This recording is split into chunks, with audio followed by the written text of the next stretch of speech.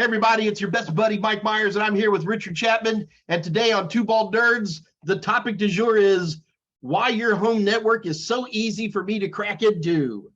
What do you think, Richard? I would probably agree with that. Oh my gosh.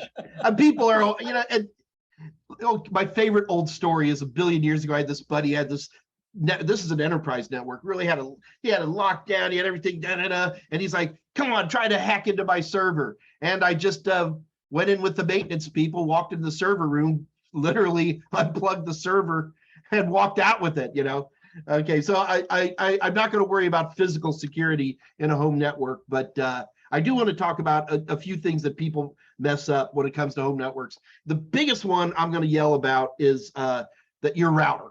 I don't have a problem using default routers that come with your ISP. I have to use my default router because I have fiber coming into the house, and I don't have easy access to a fiber router. That physical connection is a bit of a challenge. I can do it, but I'm going to need to put enterprise level in, and I'm sorry, Richard, I'm cheap. So, going with a more SOHO type router situation, the big thing I got to tell you, everybody, please, for crying out loud, change your password. And listen, don't confuse your wireless password with the password to get into your router to do stuff. Okay, two different things. Absolutely, there are two different things. I've seen experienced people get that confused. I mean, really experienced people. It always surprises me that people mess that up. So number one, changing that default password is critical because you'll look at it. You said you had Verizon? Yeah, I do. And I'll be honest, I'm using the default router that they sent me. I've just obviously gone in, changed the password, adjusted settings. And I don't remember exactly which routers that Verizon's using these days. But of course, you also, for most Verizon routers, they have the allow remote administration setting turned on by default. One of the silliest things I've ever seen.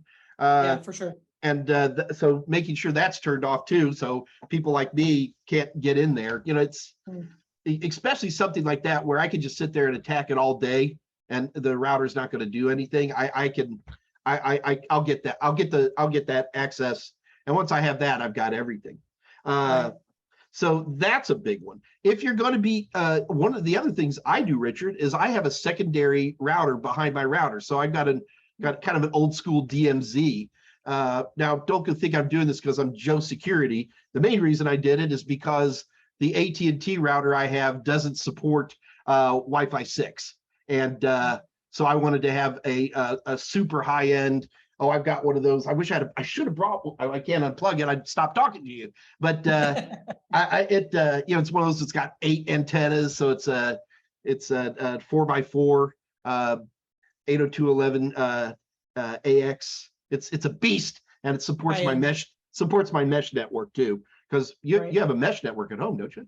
I do. Oh, you do? Okay, I thought you. I'm weird. Not too many people use mesh at home. I love them. I think they're absolutely amazing. But those passwords, number one thing. Number two, turning off all remote administration. Number three, shut down unnecessary services. The days of using firmware upgrades like DD-WRT and Tomato and stuff like that are there. You can still do it, but you have to be very careful. I've turned many a router into an ashtray because I thought that it would be fun to update the firmware with DD-WRT, and I didn't read the fine print. Don't do this for this particular make of router. But also, the other big thing with these home routers is if your ISP isn't already doing it, is get these things, let them update. You got to update your router like you're updating a Windows system. It's not quite every Tuesday, but it's something that really needs to be done. So that's the big one I'm going to yell at right there. But the second thing in your home network, and the place I'm going to go in to attack you 9 times out of 10 is through your wireless network. Talk about default passwords, because they'll fool you on a lot of these wireless on these WAPs, Richard, because the default password is complicated. And you're like, oh, who's going to get that? There's entire websites that have nothing but all your default. I have to laugh, otherwise I will cry. And So here I'm taking on what else would you do on a wireless network to protect it? Well, I have a guest network set up so that when people come to my house, they don't actually get the master password to be able to connect to the Wi-Fi. There's a guest network. I give them that password, and that also alleviates them having access to my other devices as well too. But yeah, it creates a separation there. Now, I don't know what they have on their phone. I don't know what they have on their device. I don't know if they're already compromised. So I'd rather isolate that to the guest network as opposed to, my main network. And I also do the exact same thing, but on my guest network, it actually goes through yet a completely separate router. So I have a layer 2 separation. It's a little Raspberry Pi that I use for it's just for the guest network. Honestly, I don't even look at it hardly at all. But it's I've got some SNMP alarms on it that will pop, so. But yeah, that was the other one. And I'll tell you, the other one that drives me crazy, Richard, is that people forget about this and it's still a problem. And that is WPS. I mean, we've known for years that WPS is a problem, and most routers will at least do this. So with WPS, you've got what it would be you have 9,000 characters of entropy, right? Because it's the 4 characters. Don't quote me on that. But the problem is that, so I throw in a guess for the WPS. So I throw in a guess. And with most routers today, they're going to go, that's wrong. If you try again, you're going to have to wait an extra second or two. Get the idea? And then if on my second guess, I have to wait a second or two. On my third guess, I got to wait more. And you get the idea. That's great, but you got to make sure that functions. I tell you, one of the things that people need to do is when you buy a new router, you type that model number in and you do a Google search and look for vulnerabilities. I'm literally right now pulling up a CVE for 2022 on WPS. Isn't that amazing? It is, and I was gonna ask, are as many new routers actually still coming with WPS, and why? Because it's incredibly convenient. Somebody who doesn't, but it's incredibly vulnerable too. Well, theoretically, they're trying to fix this stuff, and but no, my brand new Wi-Fi 6, the one I've talked about in other episodes, is it has WPS because people don't want to configure their printers. That's what it really boils down to.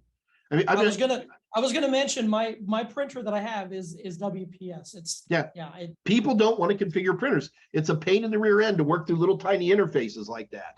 And and the problem is most printers you have to have their IP address unless the printer HP does a pretty good job with this, has some bit of software that'll go out and find the printer based on its hardware address or something like that. But well, now that we've talked about a printer, we're kind of opening the door here for IoT devices. That's a big issue on home SOHO networks. Would you agree? Oh my God, I have so much IoT. Again, everybody does. Default password, of course, and updating. I've got this little Amcrest. I love these. I've got like a zillion of these around here, and it's a PTZ, pan tilt zoom. It's got motion detection. I can go on and on. It's great. This particular camera came with, from the factory, a default open telnet port. I'm not kidding. And there was no way I couldn't go into the configuration and turn it off. So it was a firmware update. I mean, who thinks to update the firmware on their cameras, right? Well, and that's something, if you really stop and think about it, everything that you have in your environment that connects to the internet is a potential issue. And there's so many new devices now. I mean, refrigerators are connected to the internet to connect to your shopping list and all this stuff and fun stuff. My washer and dryer. My washer and dryer are connected to the internet. Who updates their refrigerator? I mean, last time I checked, there's not every household that has Wi-Fi in their household has a network engineer working in their environment at all. It's absolutely true, man. It's so obviously default passwords, obviously firmware updates, and but so I'm going to put it back to you. how do you know? What do you do to get started? Have you ever done like a vulnerability assessment at home? Yeah, I was going to say there are vulnerability assessment tests that you can run. You have to probably do a little bit of research if you've never done it before, but you can download a free version of a vulnerability scanner, turn on all of your devices in your network and run a scan. And that vulnerability scan will tell you if you have vulnerabilities on those particular devices. And if you do, then you can address them. And, again, as much as I hate to say it, all these different devices we invite into our household, we're inviting possible open windows into our environment so people can hop in and do what they want in our network.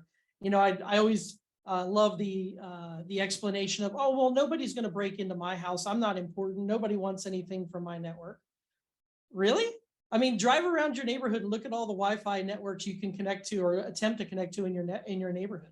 Yeah, no, because that's a big mistake. When people are like, well, I'm not doing anything wrong. Why should I worry? And Right. It's like, you don't have to be doing anything wrong. You just have to be within the grenade blast radius of somebody else is doing something wrong. You got a brother going through a divorce. You got a sister with a DWI, So keep in mind, and Richard, you got to be careful because when it comes to security, I don't want anybody, and I've worked with law enforcement for decades, and even law enforcement makes mistakes, and They do. And every cop I know will agree with everything I'm saying right here. Zero trust. Trust. Listen, I did an investigation on a phishing email one time from the chief information officer, and he clicked on the link in the email and typed in his username and password. Oh, we're gonna have to save that for a phishing discussion. I love it. Richard, this was a good topic, man. I could go on and on, but I think we've covered the basics. I'm happy. Absolutely, I agree. Listen, as always, it's always a pleasure listening to you and spending time with you. So thanks again. Thank you, everybody, for joining us today. Tune in next time to Two Bald Nerds. We'll look forward to seeing you then.